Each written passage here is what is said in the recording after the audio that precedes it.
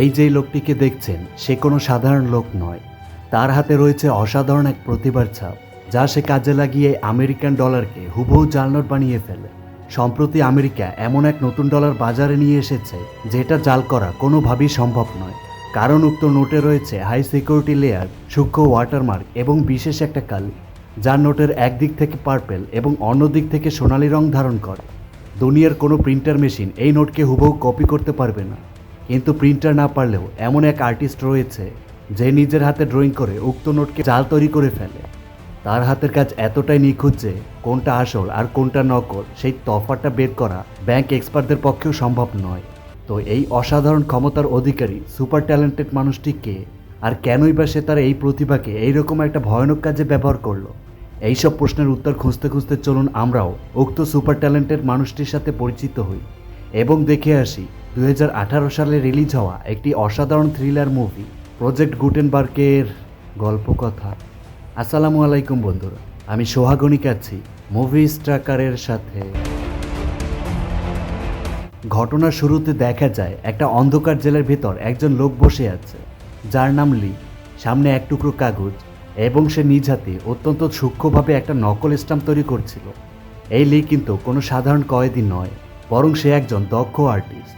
সে জেলের ভিতর থেকে কাউকে একটা চিঠি পাঠাতে চায়, কিন্তু সমস্যা হলো চিঠি পাঠাতে গেলে জেলের পোস্টম্যানকে $10 দিতে হবে, কিন্তু লির কাছে কোনো টাকা নেই। তাই সে তার অবিশ্বাস্য এবং দক্ষতাকে কাজে লাগিয়ে নিজ হাতে একটা নকল স্ট্যাম্প বানিয়ে ফেলে। আর এই স্ট্যাম্পটা এতটাই পারফেক্ট হয় যে কেউ চাইলেও তা আসল বা নকলের তফাৎ ধরতে পারবে না। এরপর যথারীতি পোস্টম্যান এলে লি তার কাছে চিঠিটা দিতে চায়, কিন্তু পোস্টম্যান $10 দাবি করে। আর তখনই সামনের সেলে থাকা একটা বৃদ্ধ কয়েদি হঠাৎ অসুস্থ হওয়ার ভান করে চেঁচামেচি শুরু করে, যার ফলে পোস্টম্যানের মনোযোগ সেদিকে গেলে লি সুযোগ বুঝে তার চিঠিটা পোস্টম্যানের ব্যাগে ঢুকিয়ে দেয়। এখন এই চিঠিটা কাকে পাঠাচ্ছে আর কেনই বা পাঠাচ্ছে সেটা মুভির শেষে গিয়ে আমরা জানতে পারবো। তো এরও কিছুক্ষণ পরেই পুলিশ এসে লিকে জেল থেকে বের করে নিয়ে যায়।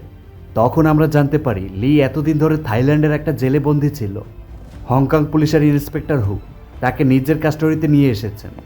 ইন্সপেক্টর হু লিকে রুমে বসিয়ে একে একে তার বিরুদ্ধে থাকা সব অভিযোগগুলো পড়তে শুরু করেন। প্রথম অভিযোগটি ছিল জাল নোট তৈরি করা। এরও 2 বছর আগে কানাডার এক হাইওয়েতে সেন্ট্রাল ব্যাংকের একটা গাড়িতে সে হামলা চালিয়েছিল, যেখানে তাদের প্রায় 7 জন গার্ড প্রাণ হারায়। শুধু তাই নয়, এরপর শহরে আরও বেশ কয়েকটা হামলার ঘটনাও ঘটে। পুলিশ এই সব কিছুর পেছনে একটা আন্তর্জাতিক চক্রের হাত আছে বলে সন্দেহ করছে, আর লির বিরুদ্ধে এইসব ঘটনায় সরাসরি জড়িত থাকার অভিযোগ আছে। কিন্তু লি বরাবরের মতোই এই সব অভিযোগ অস্বীকার করে এবং সে বারবার একটা কথাই বলতে থাকে যে এই সব কিছুর মূল হোতা হলো পেইন্টার নামের এক বড় মাপের মাফিয়া। তবে এই পেইন্টারের আসল নাম কি, তাকে কোথায় পাওয়া যাবে, এই সব কোনো তথ্যই সে দিতে পারে না।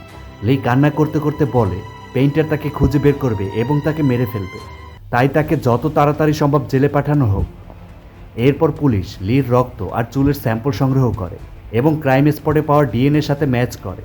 দেখা যায় এই প্রত্যেকটা স্যাম্পলই লির সাথে হুবহু মিলে যায়। তার মানে সকল অপরাধের দোষারোপ লির উপরে পড়ে। কিন্তু প্রতিবারের মতোই এবারও লি সবকিছু অস্বীকার করে। তখন দেখা যায় পুলিশ স্টেশনের বাইরে ইউয়ান নামের এই মেয়েটি অপেক্ষা করছিল।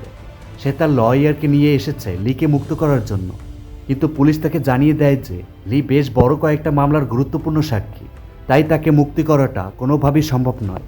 তবে পুলিশ তখন একটা শর্ত দেয়, যদি লি প্রিন্টারের আসল পরিচয় তাদের দিয়ে দেয় তাহলে তার জামিনের ব্যাপারটা তারা ভেবে দেখবে।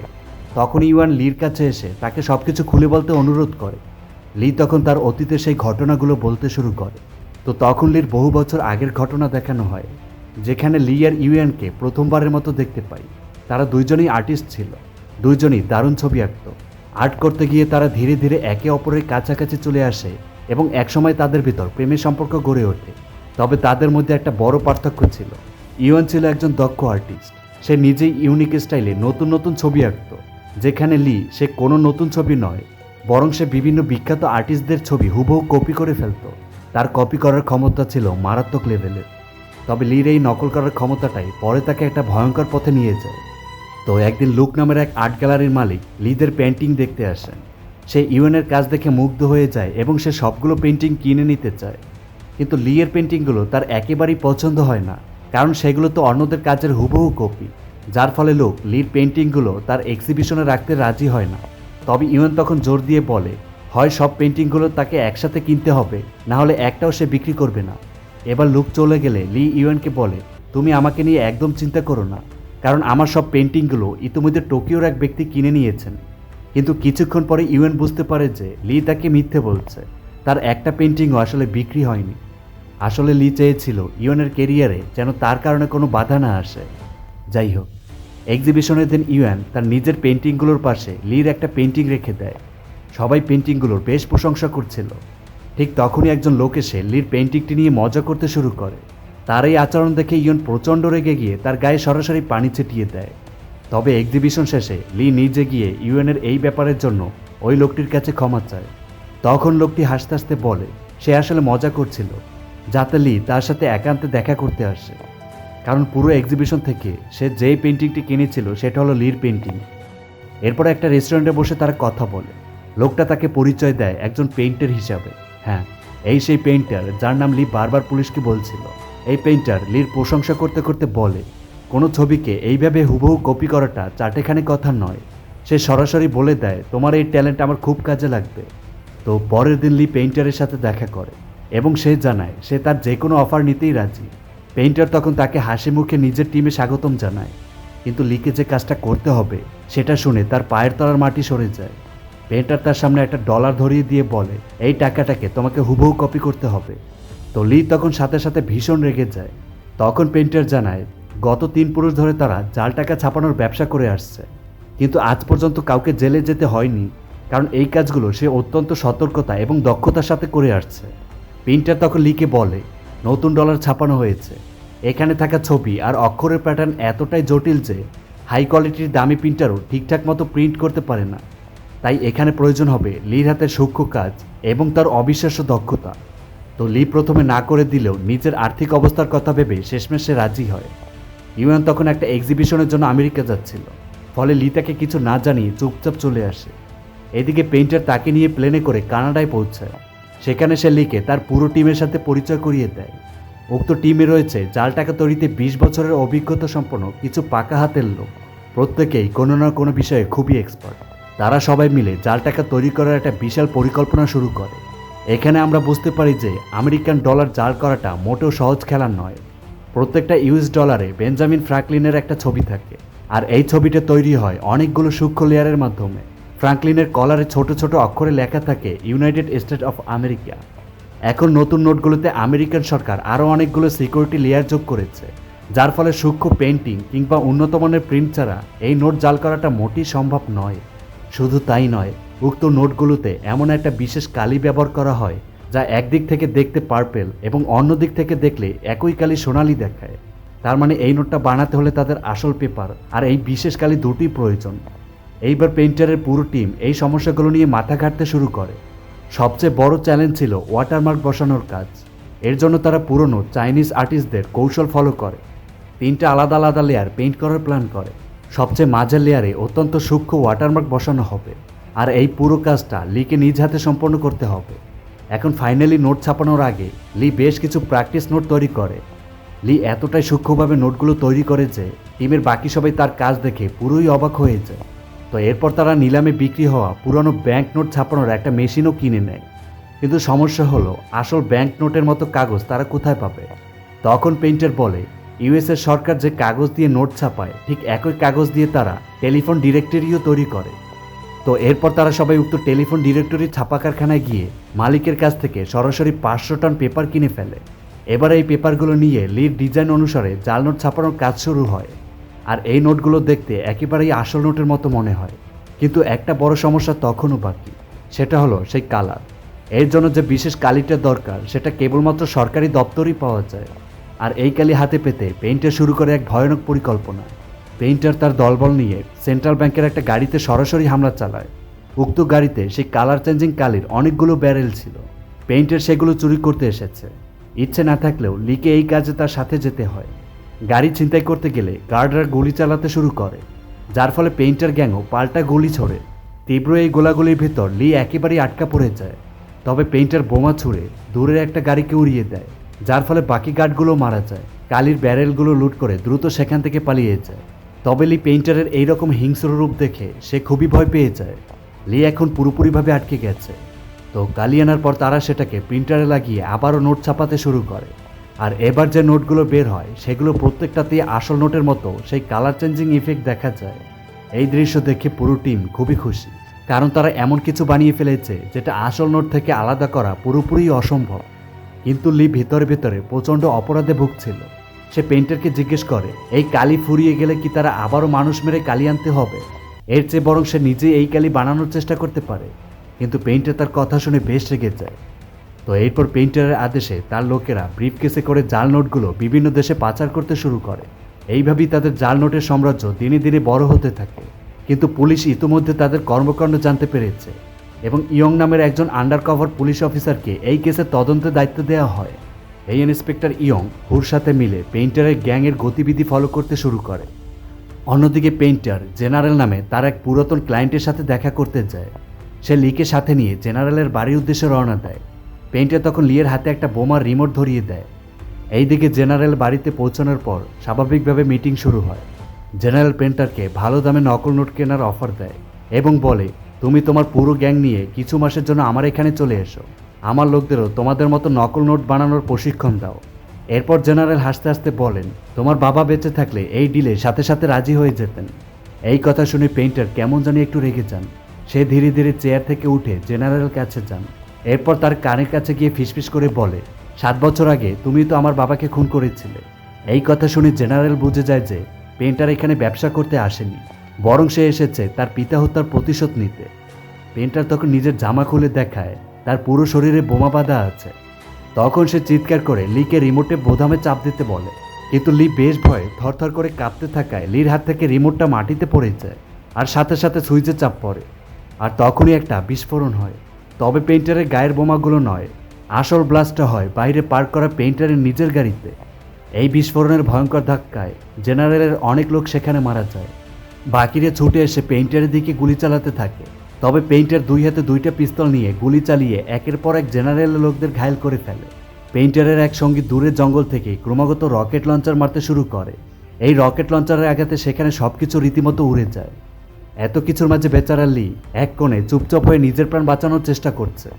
এই গোলাগুলি আরও বেশ খানিকক্ষণ ধরে চলতে থাকে। একটা পর্যায়ে পেইন্টার জেনারেলকেও মেরে ফেলে। তবে এই যুদ্ধের মাঝে চিং নামের এক মেয়ে যে জেনারেলের হয়ে কাজ করত তার গায়ে আগুন ধরে যায়। লি দৌড়ে গিয়ে উক্ত আগুন নিভিয়ে দেয়, কিন্তু ততক্ষণে তার মুখ ভয়ঙ্করভাবে ঝলসে গেছে। পেইন্টার ফেরার পথে তাকে হসপিটালে নিয়ে যায়। পেইন্টার জেনারেলের পুরো আস্তানাটাকে একেবারে মাটির সাথে মিশিয়ে দেয়। যাই হোক, এরও কিছুদিন পর চিং ধীরে ধীরে সুস্থ হয়ে ওঠে।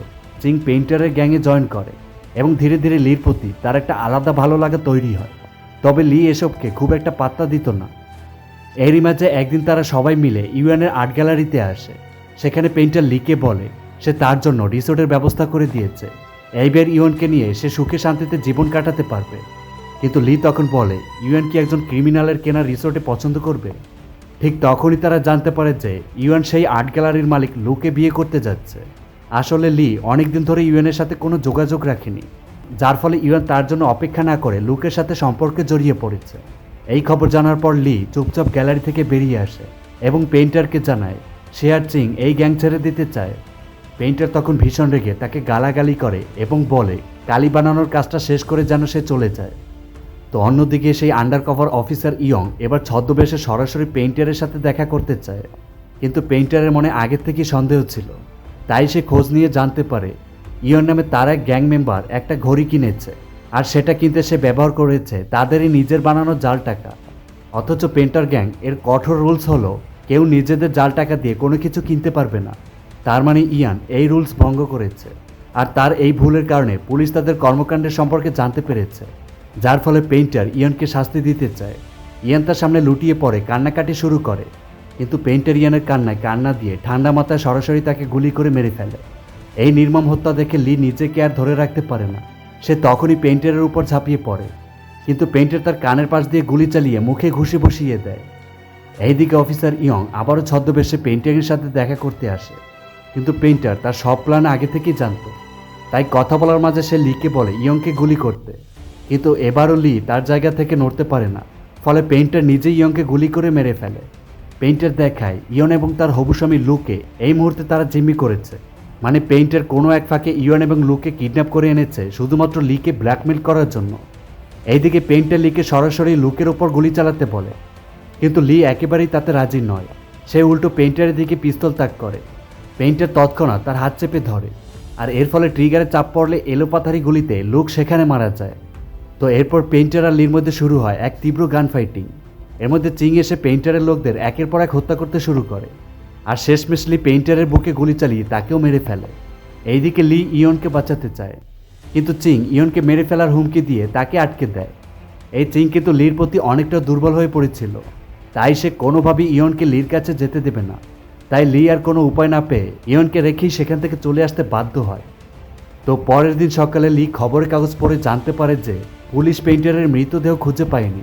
তখন তার মাথায় একটাই চিন্তা, পেইন্টার হয়তো মরেনি, আর সে হয়তো ইয়নকে মেরে প্রতিশোধ নেবে। তাই লি ইয়নকে বাঁচানোর জন্য দ্রুত রওনা দেয়, আর এই ফাঁকি রাস্তায় পুলিশ এসে তাকে আটক করে। আর এরপর যা ঘটেছে সেটা আমরা মুভির একদম শুরুতে দেখেছি। পুলিশ লিকে শর্ত দেয় যে পেইন্টারের ব্যাপারে সব তথ্য দিলে সে জামিন পাবে। আর লি যে ইয়নকে ফেলে এসেছিল সেই ইউএনই তাকে এখন বাঁচাতে এসেছে, কারণ লি জেলখানা থেকে চিঠি লিখে তার কাছেই ক্ষমা চেয়েছিল। সেই চিঠিটা আসলে এই ইউএনকেই পাঠিয়েছিল। এদিকে ইউএনের পরামর্শে লি পেইন্টারের ব্যাপারে শুরু থেকে শেষ পর্যন্ত সব কিছু পুলিশকে খুলে বলে। পুলিশ তাকে দিয়ে এইবার পেইন্টারের একটা স্কেচ আঁকিয়ে নেয়। এরপর তার জামিন হয় এবং পুলিশ তাকে একটা হোটেলে রেখে আসে। সেখানে লি ইয়নের কাছে ক্ষমা চায়, আর তাদের মধ্যে একটা রোমান্টিক মুহূর্ত শুরু হয়। এইদিকে ইন্সপেক্টর হু পুলিশি পোশাক পরা এক লোককে দেখতে পায়, যার চেহারার সাথে লিয়ের একা পেইন্টারের স্কেচের হুবহু মিল পাওয়া যাচ্ছে। আর মজার ব্যাপার হলো, এই লোক পুলিশের পোশাক পরে পুলিশ দপ্তরেই ঢুকছিল। তাই হু তার দলবল নিয়ে দ্রুত উক্ত লোকটিকে অ্যারেস্ট করে। তো এখন সবাই ভাবছে দেশের মোস্ট ওয়ান্টেড ক্রিমিনাল অবশেষে ধরা পড়েছে। কিন্তু লোকটা অবাক হয়ে বলে, আমি আবার ক্রিমিনাল হলাম কবে? আমি তো একজন মামুলি পুলিশ কনস্টেবল। এরপর সে নিজের আইডি প্রুফ বের করে দেখায়। এটা দেখে তো ইন্সপেক্টর হু একদমই অবাক, কারণ সে এবার বুঝতে পারে যে লি এতক্ষণ ধরে তাদের সবাইকে বোকা বানিয়েছে। কিন্তু আসল টুইস্ট এখনও বাকি, আর এটা এতই ভয়ঙ্কর যে আপনারাও অবাক হয়ে যাবেন, কেননা এরপর যে সত্যটা বেরিয়ে আসবে সেটা শুনে পুরো থবনে যাবেন। আচ্ছা, এতক্ষণ ধরে যে ভয়ানক পেইন্টারের কাহিনী শোনানো হলো, সেই পেইন্টার বলে আসলে কেউই নেই। পেইন্টার হলো লি নিজেই। জাল নোট ডিজাইন করা থেকে শুরু করে সেন্ট্রাল ব্যাংকের গাড়ি হামলা, জেনারেলের আস্থানায় গণহত্যা সহ মানুষ খুন, এই সব কিছু সে একাই করেছে। কিন্তু নিজেকে বাঁচানোর জন্য সে নিজেই পুলিশের সামনে পেইন্টার নামের একটা পুরোপুরি কাল্পনিক চরিত্র দাঁড় করিয়েছে। আর যে নিরীহ পুলিশ কনস্টেবলকে সে অ্যারেস্ট করার সময় ডিউটিতে দেখছিল, ঠিক তার চেহারাটাই সে পেইন্টারের স্কেচ বলে চালিয়ে দেয়। এইবার ভাবুন, পুরো সময় ধরে আমরা সবাই ভাবছিলাম যে লি একটা নিরীহ আর্টিস্ট, যাকে জোর করে এই ক্রাইমে টানা হয়েছে, অথচ সে নিজে এই পুরো অপারেশনের মাস্টার মাইন্ড। শুধু তাই নয়, আরও ভয়ঙ্কর সত্য হলো, চায়না থেকে চলে আসার পর আসলে ইউএনের সাথে লির কোনোদিনই দেখাই হয়নি। যেই মেয়েটা তাকে বাঁচাতে পুলিশ স্টেশনে এসেছিল এবং যার সাথে সে হোটেলে ইন্টিমেট হয়েছে, সেই মেয়েটা কিন্তু আসলে ইউএন না, এটা হলো সেই চিং, যাতে লি প্লাস্টিক সার্জারি করিয়ে ইউএনের চেহারা দিয়েছিল। মনে আছে জেনারেল আস্তানায় যে যুদ্ধের সময় চিংয়ের মুখ ঝলসে গিয়েছিল, ঠিক তারপরে লি তাকে প্লাস্টিক সার্জারি করিয়ে ইউএনের রূপ দিয়ে দেয়, কারণ সে কখনোই ইউএনকে নিজের করে পায়নি। তাই চিংকেই সে ইউএন বানিয়ে নিজের পাশে রেখে দিয়েছে। তো এই নকল ইউএন সেজে থাকা চিং এক সময় ভীষণ বিরক্ত হয়ে ওঠে। সে বুঝতে পারে যে লি তাকে কোনোদিনই চিং হিসাবে ভালোবাসেনি, সে তার মধ্যে ইউএনের মুখটাই খুঁজে বেরিয়েছে। আর এই ক্ষোভ থেকেই চিং আসল ইউএন আর তার বয়ফ্রেন্ড লুককে কিডন্যাপ করে আনে। এবার এসব সত্য জানার পর ইন্সপেক্টর হু তৎক্ষণাৎ হোটেলের দিকে ছুটে যায়, কিন্তু ততক্ষণে অনেক দেরি হয়ে গেছে। হোটেলের সব গার্ডকে শেষ করে লি আর চিং ইতিমধ্যে পালিয়ে গেছে। এবার তারা দুইজন তখন সাগরের উপর দিয়ে একটা বোট নিয়ে হংকং থেকে অনেক দূরে পালিয়ে যাচ্ছে। আর তখন চিং হঠাৎ একটা কথা বলে দেয়। চিং জানায় সে ইচ্ছে করে বোটটাকে গোল করে ঘুরোচ্ছে, আর এখানে আসার আগে সে একটা লাইটারের ভেতরে উক্ত বোটের নাম্বার লিখে এসেছে, যাতে পুলিশ তাদেরকে সহজেই খুঁজে পায়। এর কারণ চিং বুঝে গেছে যে লি কোনোদিনই তাকে ভালোবাসবে না, তার মধ্যে থাকা ইউএনের মুখটাকেই ভালোবাসে। তার মানে চিং এখনও লির উপরে প্রতিশোধ নিতে চায়। ইতোমধ্যে লি দেখতে পায় পুলিশ চারিদিক থেকে তাদের ঘিরে ফেলেছে। সে দ্রুত বোট চালিয়ে পালিয়ে যেতে চায়, কিন্তু চিং আগে থেকে বোটে বোমা লুকিয়ে রেখেছিল। এবার সে ট্রিগারে চাপ দেয়, আর সাথে সাথে প্রচণ্ড বিস্ফোরণে পুরো বোটটাই আগুনে গোলায় পরিণত হয়, আর লি এবং চিং এখানেই মারা যায়। লি এর মৃত্যুর পর ইন্সপেক্টর হু আসল ইউএনের কাছে যায়। সে তাকে জানায় যে তারা পেইন্টারকে চিহ্নিত করতে পেরেছে। এখন ইউএন কিন্তু জানতোই না যে লি আসল পেইন্টার, কারণ কিডন্যাপের সময় তার চোখ বাঁধা ছিল। ইন্সপেক্টর হু লি এর ছবি দেখালে বলে সে এই লোকটাকে চেনে। এই লোকটা একসময় আমার প্রতিবেশী ছিল, তার মানে লি আর ইউএনের মধ্যে আসলে কোনো সম্পর্ক ছিলই না। সে নিজের কপি করার অবিশ্বাস্য দক্ষতাকে কাজে লাগিয়ে সম্পূর্ণ অন্য একটা পথ বেছে নিয়েছে। তার প্ল্যান ছিল প্রচুর টাকা কামিয়ে একদিন ইওয়ানের সামনে মাথা উঁচু করে দাঁড়ানো, কিন্তু সেই স্বপ্নটা শেষমেশ ধ্বংস হয়ে যায়। যাকে সে এতদিন ভালোবেসেছিল সে তাকে চিনতই না, আর যে তাকে ভালোবেসেছিল তাকে সে কখনো মূল্যই দেয়নি। আর এইভাবেই শেষ হয় এই অসাধারণ টুইস্টে ভরা আজকের মুভিটি। তো মুভিটি আপনাদের কাছে কেমন লাগলো কমেন্টে জানিয়ে দিন। পরবর্তীতে কী ধরনের মুভি দেখতে চান সেটাও জানাবেন। আর ভালো লাগলে একটি লাইক, সাথে চ্যানেলটি সাবস্ক্রাইব করতে ভুলবেন না। তারপর কেমন আছেন সবাই? খুব ভালো, তাই না? কথা হবে সামনের ভিডিওতে, যা খুব শীঘ্রই আসতে চলেছে। ততদিন সবাই ভালো থাকবেন, সুস্থ থাকবেন। আজ এ পর্যন্তই। আল্লাহ হাফেজ।